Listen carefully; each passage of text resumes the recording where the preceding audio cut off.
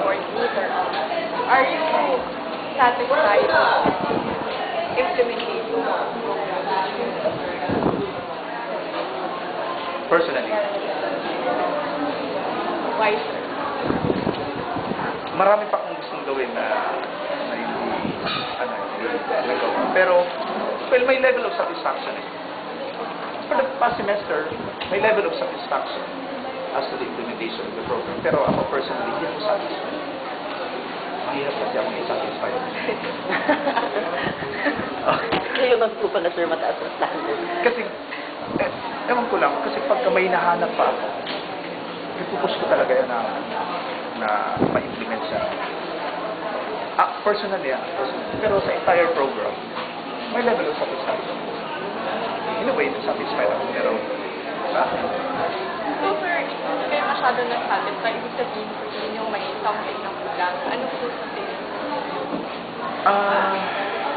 Una, gusto ko pang ma-extend yung community service, hindi lang sa barangay. Gusto ko ma-extend pa sa ibang institutions. Like, yung mga ibang sectors like farmers, fishermen, station, retail. So, yun lang, sir. Last question namin is that regarding nga po dun sa weaknesses and the things that you lack, the program lacks in this university, ano po yung way nyo or plans nyo in order to address those weaknesses? Isang plano, una, makikipag-tie up kami dun sa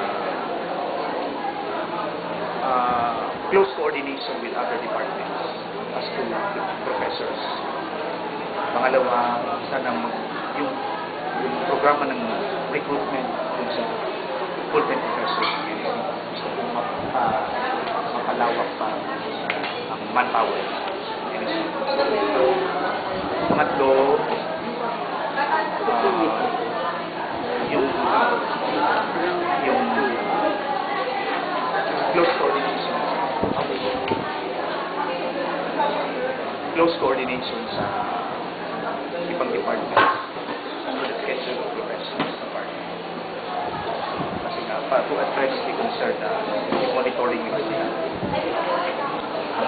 So yun.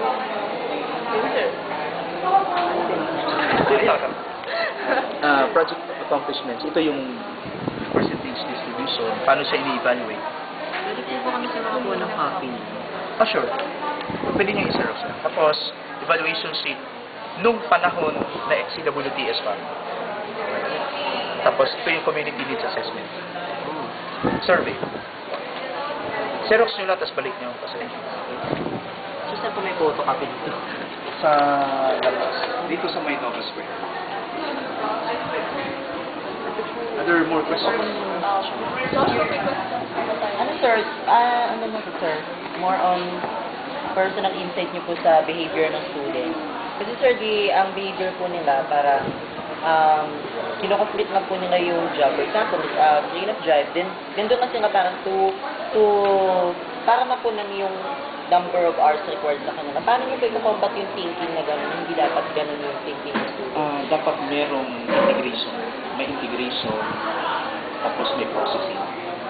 Bawat activity dapat i-make mo yung estudyante to process the feelings, the thoughts. By professors po By nag-aaral. Dapat merong ganung proseso.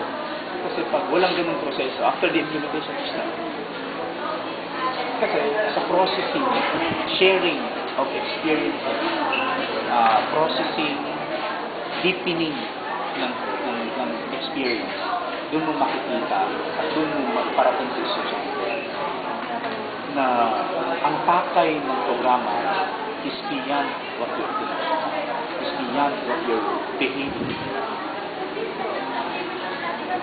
Kaya na po, sir, ang problema po ng mga students, meron pong other students na nagsabi na kulang daw po yung professor nila ng communication sir sa kanila. Minsan po Yes. hindi daw po nila makita. Ayun, monitoring.